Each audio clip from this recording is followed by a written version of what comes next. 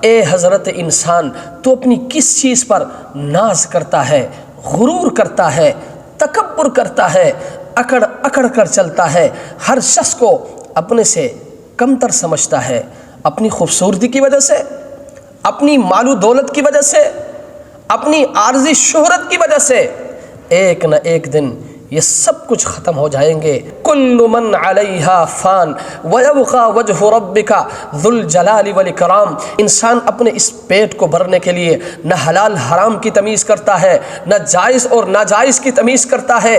ایک دن جب انسان اس دنیا سے چلا جائے گا اور قبر میں رکھا جائے گا، کچھ دنوں کے بعد انسان کا یہ پیٹ پھولنا شروع ہو جائے گا، پھولتے پھولتے یہ پیٹ پھٹ جائے گا، یہاں تک کہ کیڑے مکوڑے آ کر آپ کے جسم کے گوشت کو کھانا شروع کریں گے، سانپ اور بچھو آ کر ڈسنا شروع کریں گے۔ اللہ تبارک و تعالی ہم سب کی حفاظت فرمائے۔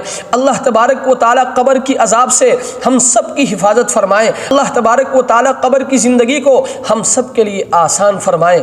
پھر ایک دن انسان کے جسم سے گوشت ختم ہو جائیں گے، صرف ہڈیاں رہ جائیں گے، کچھ دنوں کے بعد ہڈیاں بھی ختم ہو جائیں گے۔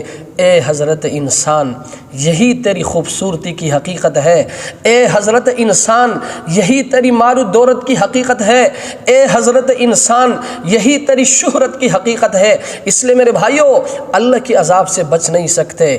اگر اللہ کی نافرمانی کی نا تو اللہ کے عذاب سے بچ نہیں سکتے۔ اس لیے میں آپ سب سے ہاتھ جوڑ کر یہ اپیل کرتا ہوں، اللہ کو مناؤ، اللہ کی نافرمانی سے اپنے آپ کو بچاؤ، جھوٹ بولنے سے اپنے آپ کو بچاؤ، غیبت کرنے سے اپنے آپ کو بچاؤ، اور اسی طرح بد نظری سے اپنے آپ کو بچاؤ، چوری سے اپنے آپ کو بچاؤ، زنا سے اپنے آپ کو بچاؤ، اوروں پر ظلم کرنے سے اپنے آپ کو بچاؤ، وگرنہ اللہ کی قسم اللہ کی عذاب سے بچ نہیں سکتے، اللہ کی عذاب سے بچ نہیں سکتے۔ اگر بچنا چاہتے ہو نا تو اللہ کے ساتھ دوستی بناؤ، اللہ کے ساتھ دوستی بناؤ، اللہ کے ساتھ تعلق کو مضبوط رکھو، اللہ سے تعلق توڑنا نہیں، اللہ سے تعلق جوڑنا ہے۔